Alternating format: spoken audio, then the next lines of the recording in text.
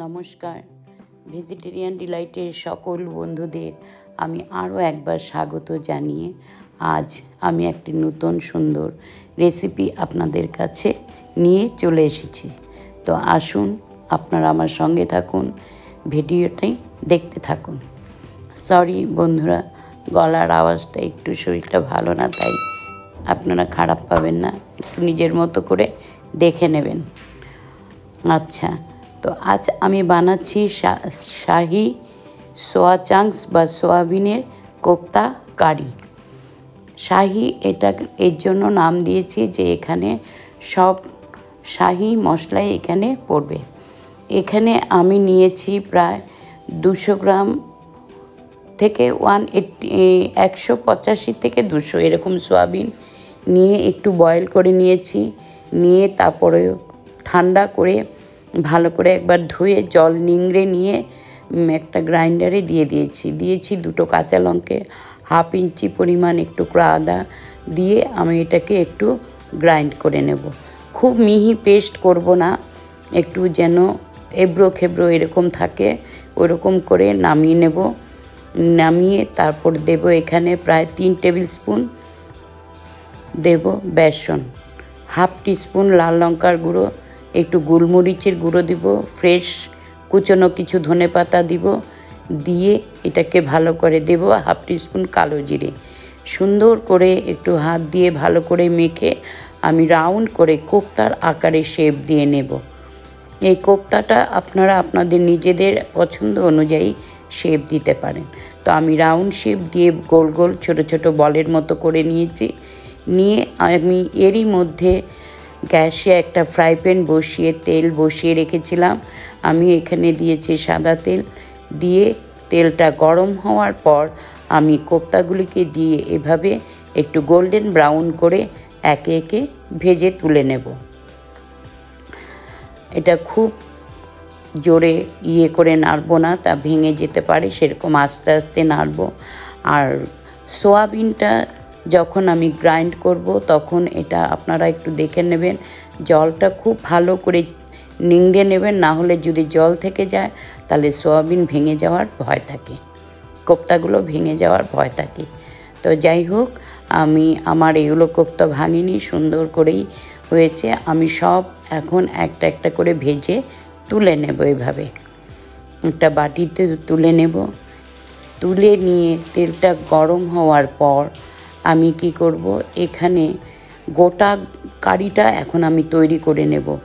গোটা গরম মশলা দেব এই তেলটা, আরেকটু পরিমাণ তেল দিয়ে দেব গোটা গরম মশলা, 2 শুকনো লঙ্কা, একটা তেজপাতা, 4টে ছোটো এলাচকে ফাটিয়ে, 1/2 টিস্পুন দেব শাহি জিরে, আর লং দেব 2-3টে।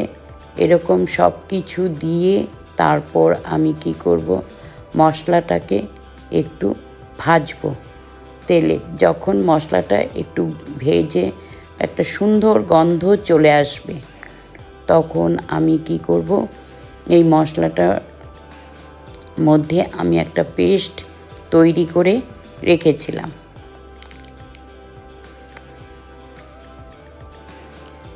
পেস্টটা হচ্ছে 2 মাঝারি সাইজের টমেটো ছোট ছোট করে কেটে, 2 কাঁচা লঙ্কা এবং 1/2 টিস্পুন আদাকে দিয়ে গ্রাইন্ডারে আমি একটু পেস্ট করে নিয়েছি। আপনারা চাইলে এটাকে শিলনোড়াতেও বাটতে পারেন, অথবা টমেটোকে ছোট ছোট করে পিউরি বানিয়েও আপনাকে ব্যবহার করতে পারেন।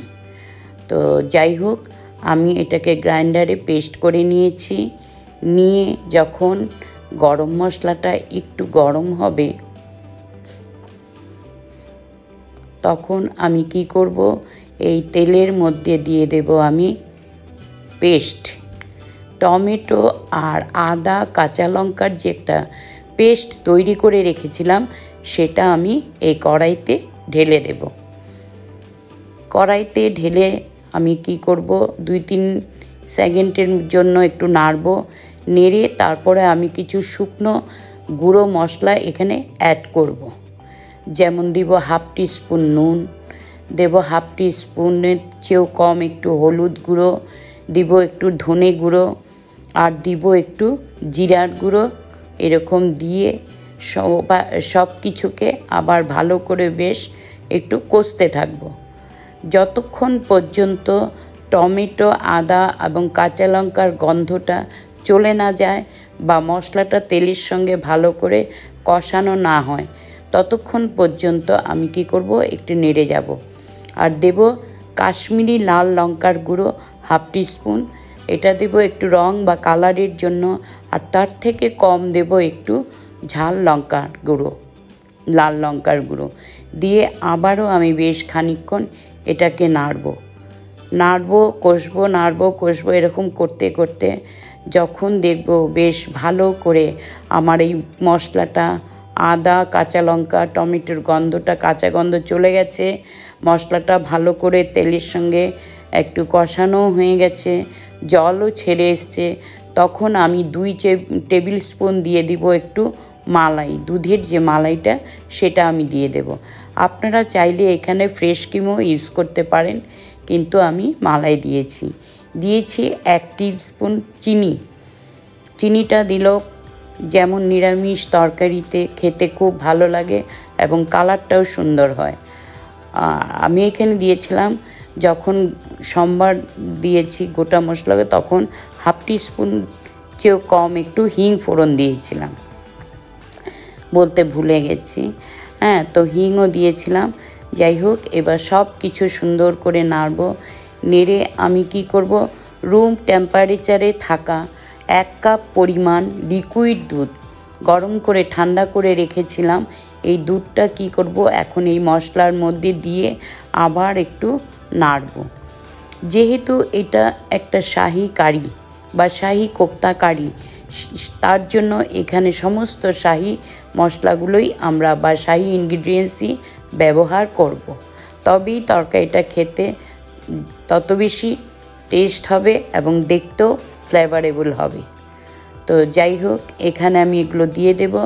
তারপর দিয়ে দেব আমি 1 টিস্পুন কসুরি মেথিকে ড্রাই রোস্ট করে হাতে একটু ঘষে এখানে দিয়ে দেব হাফ টিস্পুন গরম মশলার গুঁড়ো, আর দিব 1 চামচ পরিমাণ ঘি দিয়ে আবার সব কিছু ভালোভাবে এভাবে একটু নাড়বো, কষে তারপরে আমি কি করব, যে কোপ্তা ভেজে তুলে রেখেছিলাম সেইগুলো আমি এখানে এই কড়াইতে বা ফ্রাই প্যানে আমি দিয়ে দেব।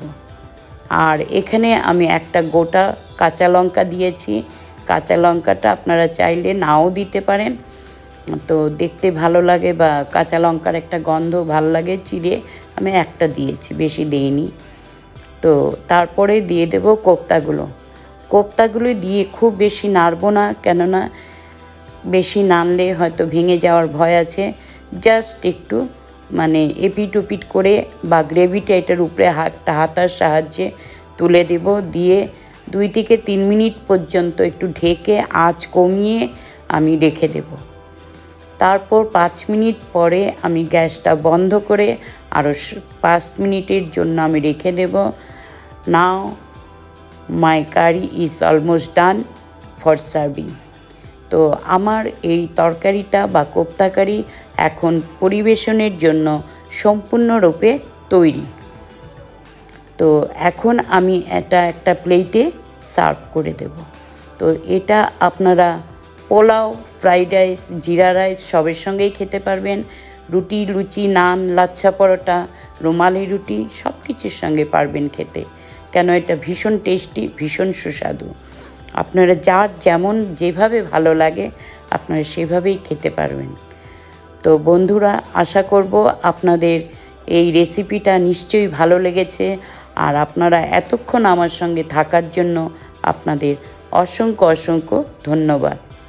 তো আপনারা আমার এই ইউটিউবের এই চ্যানেলটিকে ভিজিট করবেন, সাবস্ক্রাইব করবেন, আর পাশে থাকা বেল নোটিফিকেশন অন করে দেবেন, তাতে আমার আপলোডের সমস্ত ভিডিও আপনাদের কাছে পৌঁছে যাবে। Once again thank you. আপনারা ভালো থাকবেন, সুস্থ থাকবেন।